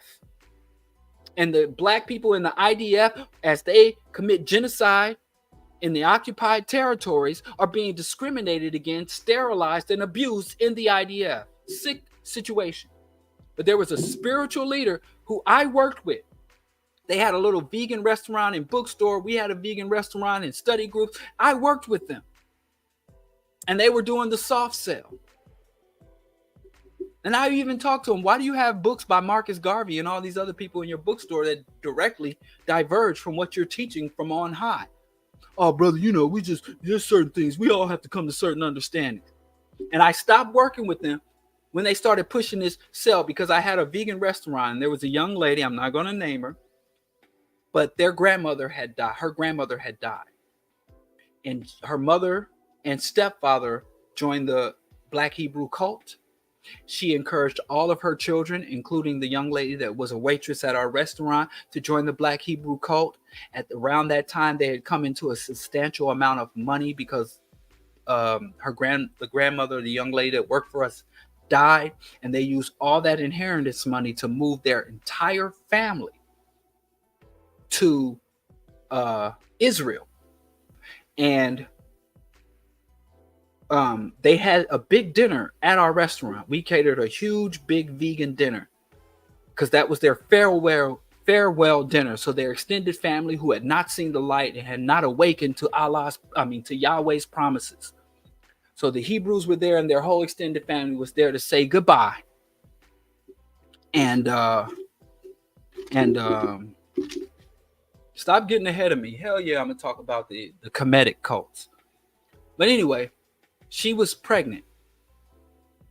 And we were talking initially about, hey, you're pregnant, and we want to know about your time off, the time you need to take for time off, and childcare, and boo boo boo. And it was weird because my second son, my youngest son, was a newborn at that time, and so my wife was talking to her because my wife had like a natural home birth, and she was asking about a home birth with a midwife, and then she was like, I don't have to worry about any of that now because I'm going home to the motherland. In Israel, occupied Palestine was her home world and her homeland and her motherland. And so my wife was trying to tell her, listen, you're vegan, and if you plan on doing a natural home birth, you're going to need a licensed midwife, you're going to need these supplements, you're going to need this monitoring. And she said, I don't need none of that. I don't need none of that. I'm going to the divine land, and God will protect and respect. And so anyway, they got there. They get to the Holy Land, kiss the soil. And long story short, she miscarried and lost a child. She was refused access to proper health care and preventative and support measures for her baby. And she lost the child. And she almost lost her own life. So she had to come back to the United States for healthcare as they worked with her transition to a Israeli citizen. And so she came into the place, and we were like, happy to see you. So sorry about what happened. And she was like, it was very weird being there because I thought this was a spiritual holy land. And she would tell us about how when she was in Israel and, she was standing in line, and this white Jewish woman got in front of her, and she told her, hey, I've been standing in line. You have to get behind me. And the white Jewish woman spit in her face. And then all the other white Jews got around them and were like, you don't belong here, and calling her. They were speaking. She spoke a little bit of Yiddish, so she knew that they were saying some racial slurs and attacking her. And she started talking to the Ethiopian Jews and the other non-black, and it's like, yo, you better keep your head down and be cool. This ain't America. Even protesting and all that shit don't happen here for black people. But anyway, that's the kind of shit. The black Hebrews have been tied to many instances of violence, many instances of mass shootings. Their fundamental views are anti-black, anti-African. They are an apocalyptic and salvationist cult that have a high propensity for violence and condemnation of people who do not adhere to what they believe or they view as being obstructing their holy mission. Yes, but she ended up moving back again after she came here and got some of the health care that she needed. She ended up securing her citizenship in Israel, and half the family moved back to the States and said, I ain't with this shit. And the other half stayed there and grew. But I've had a few black Hebrews on my show, interviews. I have interviewed a woman who lived in Israel, raised her children in Israel, and she moved to Africa. I think she moved to Ghana because they were trying to conscript her son into the IDF, and she didn't want her sons to go into the IDF. So she moved to Ghana to avoid military conscription. And Louia, I didn't want to say her name, but the young lady, I lost contact with her. But the last I heard, half the family members remained in the States and the other half remained in Israel, but I don't know who's who.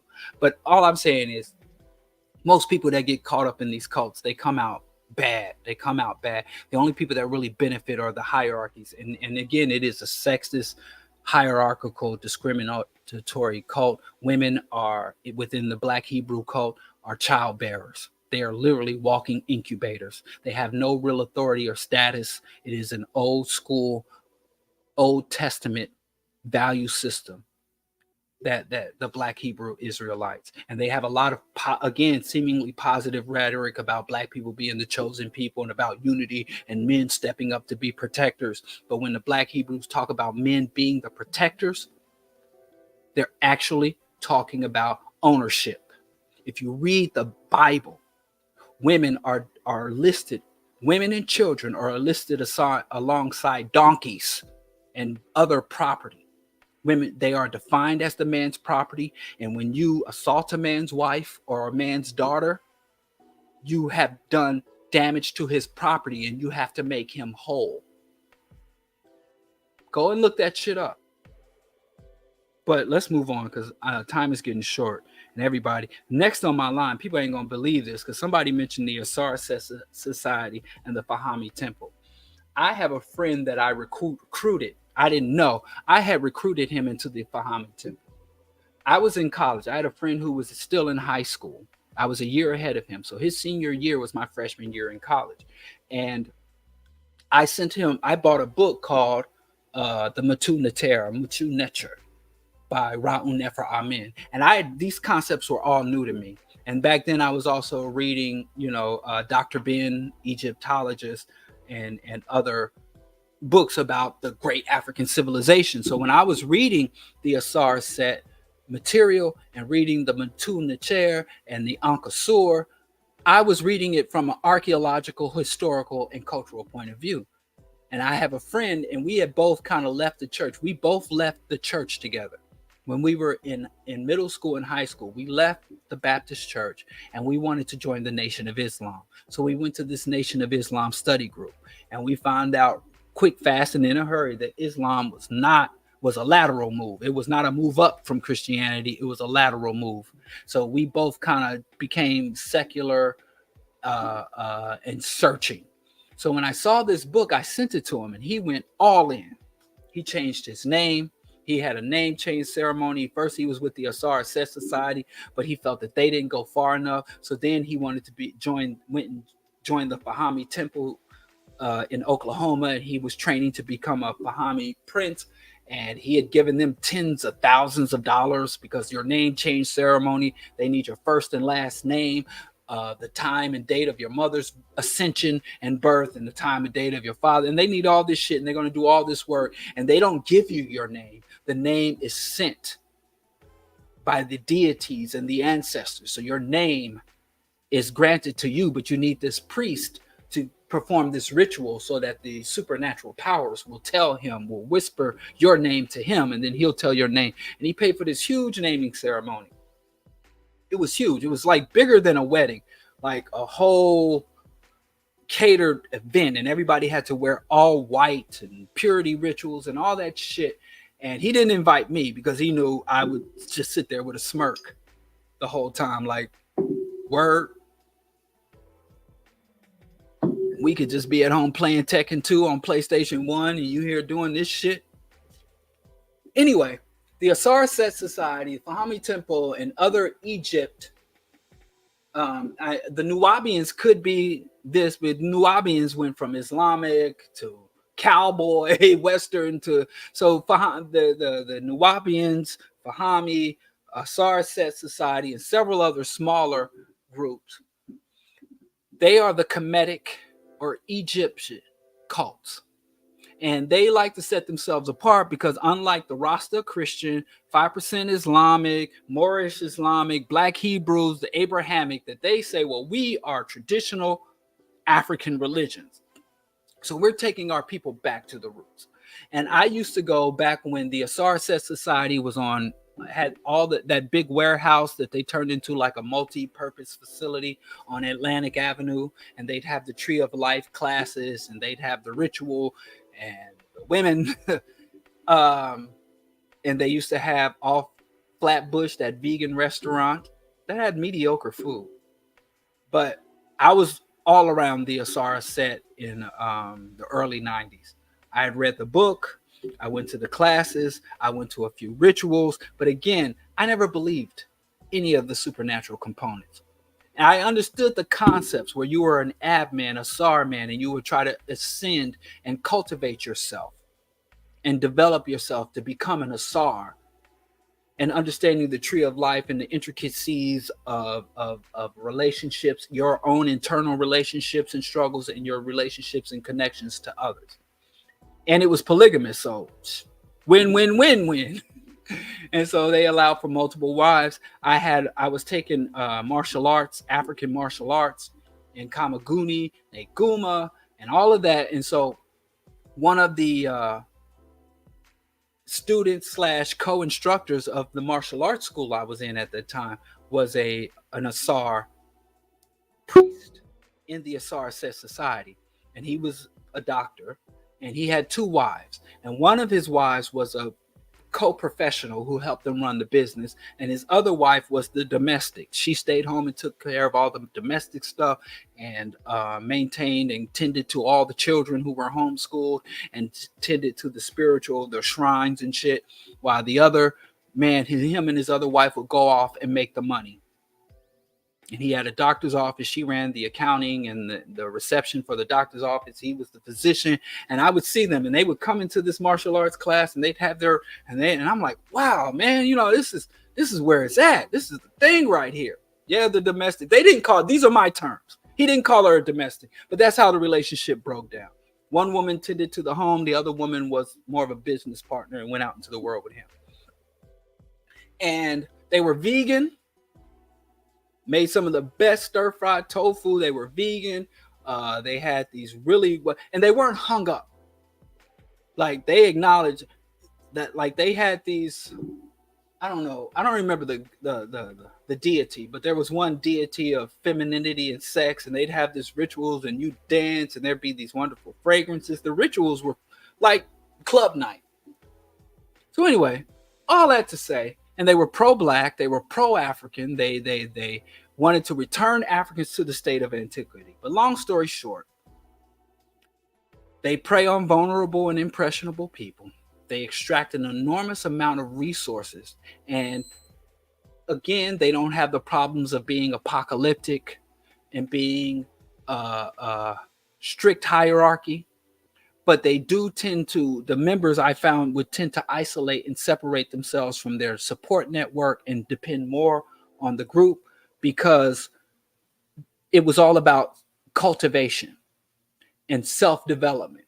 And it was the type of self-development that didn't help you to develop your relationships and connections with the community or other people. It was all about developing yourself. And every single individual that gets into the Asar sets too deep into that shit becomes extremely self-centered. Like, you can't talk to them about anything. If they wrong you, it's because of the alignment of the stars or your frequency that you're on. And so even though I don't know anybody who personally or in my examination, like, they don't have the long list of abuses that other cults have, it's really about you elevating yourself and seeing everybody else as low vibration, as an ab man, as someone who isn't cultivated, who doesn't have the understanding, who doesn't consult the oracles, who doesn't properly navigate the world. And kind of like, if you're not an Asar, if you're not an ascendant, then you're basically a primate, less than them. So that was really my main problem with the Asar set and the people there, how they just really look down on people. And you'll be sitting there and they'll be talking shit about all these people. They're so unenlightened. They're in darkness. They're so ignorant. And every single person that I knew, and I try to talk to them, like, literally, I had to do like just, it was in the Asar set, just did me dirty. I really just stood up and took some risk and put some shit on the line for this brother, and he let me down in every conceivable way. And so I go to him, and it's like, dude, you didn't have to go like this. You could have come to me and told me shit wasn't coming together. We could have found some alternatives, but you just let this shit collapse and had me to think you were holding me down. And he was like, listen, the universe is fucked up right now. You don't even understand the alignments. And started talking about that shit. And I'm like, yo, these are Asar set people. So that's really my main problem. That could be a nitpick, because a lot of it is about teaching you about history, and it teaches you about the rituals that our ancestors, in a way, our ancestors really conceptualize not just their material reality, but the greater cosmos. So there is some education there if you can avoid starting to accept the folklore and the mythology and the symbolism. If you don't take that literally, I think I've known some people to really get into the Asar society, Asar said society, and come out into the world and do productive things and even helpful. And one thing that we often make is, I'm gonna have to wrap this up here. It's after 9. One thing we often do is we think that people become vulnerable to cults because they have some self-esteem issues or they're isolated. You'll find, if you look into the phenomenon, most people that get caught up in cults have a high warped sense of self. They most likely don't prey on people thinking that they're less than. They prey on people that think there's something greater. I'm a great person and the world hasn't recognized yet. So it's generally people with an inflated sense of self that get caught up in cults. You're a god. You're Allah in the flesh. You're part of the 5%. The 95% of people are corrupt and or lost, but you're part of the 5%. You're an ascendant. Your frequency is higher. So a lot of times, if you think the people who get caught up in cults are the people who are like, I could never get caught up in cults, I think too highly of myself, those tend to be the people that get caught up in cults. So you might be in a cult right now, or you might be vulnerable to a cult. And I'm going to have to wrap it up here. I wanted to open up for Q&A. We got Rational Radicals Wednesday. I promise you, Skip is really good at keeping us on time. So we will open up for Q&A. Please like, share, subscribe. I know I'm going to lose some people. I'm going to lose some support. And because people don't like it when they like me to point the fingers out there at the oppressors, but when I'm pointing back. And there's some other cults that I wanted to mention, like the Morons, the Mormons, who have a significant Black population that's expanding throughout the African continent. I wanted to talk about actually the Branch Davidians. I don't know if you know about the Waco, Texas massacre and Jim Jones in his village. I wanted to talk about white cults that have significant Black presence. And then I wanted to do a comparative of mainstream religions and cults and characteristics of cults and ways people are seduced by cults. Like I try to touch on, a warped or high sense of self, an inflated ego makes you more vulnerable to a cult than low self-esteem. And the fact that so many people think, oh, people that get caught up and manipulated by cult leaders, that's because they don't love themselves. They don't know. I know people that are intelligent, formally educated, and streetwise. You know, I had a homeboy call me from jail, and this brother was doing a life sentence. He was like maybe 8-10 years into a indeterminate natural life sentence for a murder he did not commit. And he was eventually released a couple of years ago, fully exonerated. Shout out to the Innocence Project. But this is when he was in jail and had no hopes of getting out. And he called me. He's like, yo, Diallo. They used to call him D or Crazy D. Yo, D, I'm about to convert to this religion. You know, I found myself. And I'm like, yo, what are you talking about? And he was like, I've been having been going to these study groups. And anyway, he was about to convert to some Islamic sect or Islamic cult. And I started telling him about one thing about dudes in jail. Now, I'm older now. And because I'm older, it was probably about 5-6 years ago, the last of my friends and people I hung with that were incarcerated are out now.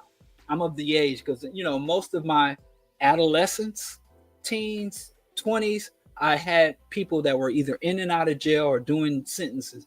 And it's kind of weird. And I'm happy now that shout out to all my homies, my bros that are out, that made it.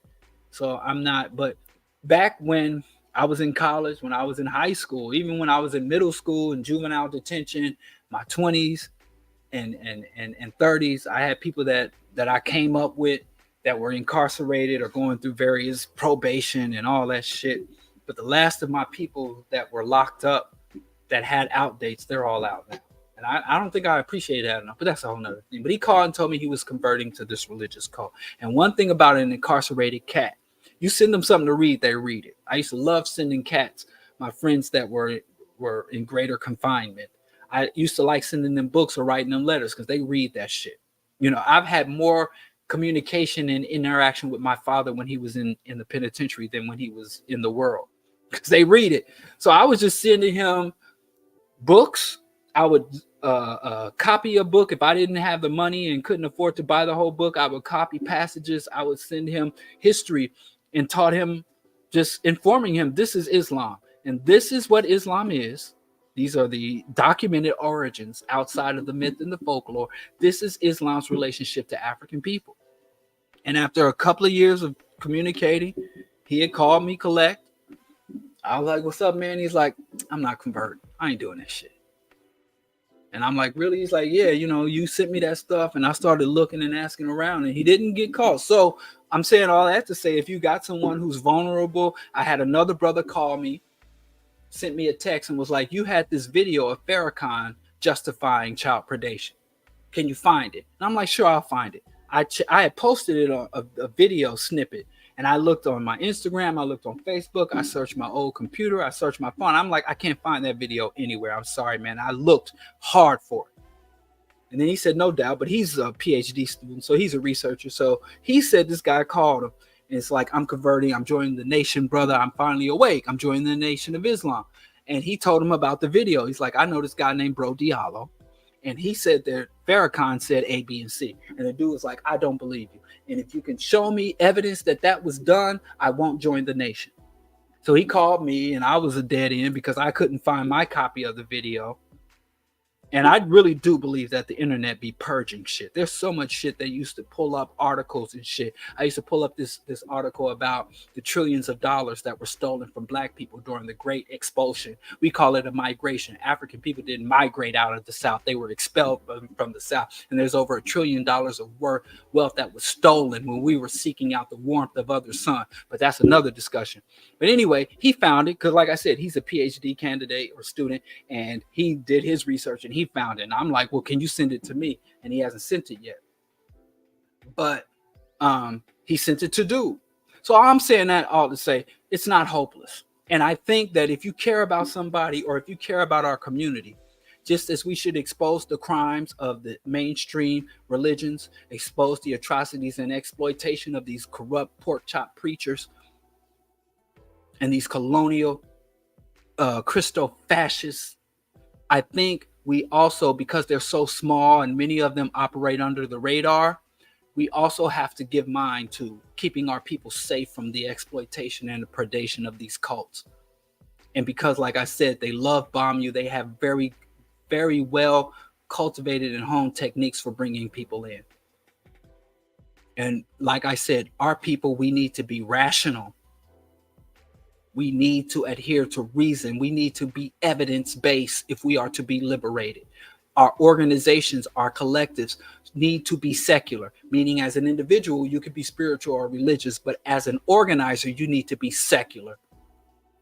And I say all that to say, I appreciate y'all. Like, share, subscribe. I know I'm going to lose quite a few people. I'm already getting little messages from people telling me they ain't messing with me no more. And I'll just respond as I usually do when people try to cut me off for religion. Why don't you pray for me? Anyway, but again, check in Wednesday with the Wednesday with the Rational Radicals, Skip Coon. The EYL, Earn Your Liberation, and Rational Radicals will be in Mississippi. We're going to have a discussion on Black August in Mississippi on the 17th. Later that evening, we're going to an album release event. Skip Coon will be performing his new album. You can buy and you can go on that. Just follow me at BroDiallo. And you can find, if you're in the Jackson, Mississippi area, you can come to the event or come to the concert. Or you can even make a contribution to help support our efforts to provide airfare and lodging for when we go down there to Jackson. So that's always needed and greatly appreciated. And you can also support the BroDiallo broadcast, Patreon, CashApps, and if you think this is positive contribution to our people's just aspiration, the BroDiallo Show. Please help to support and sustain. I am truly listener supported. I'm for buying of the people. So I'll be here as long as the people deem me worthy of supporting me through like, sharing, subscribing, and contributing. And that's that. And I will see y'all Wednesday with Skip Coon, Rational Radicals. Peace, y'all.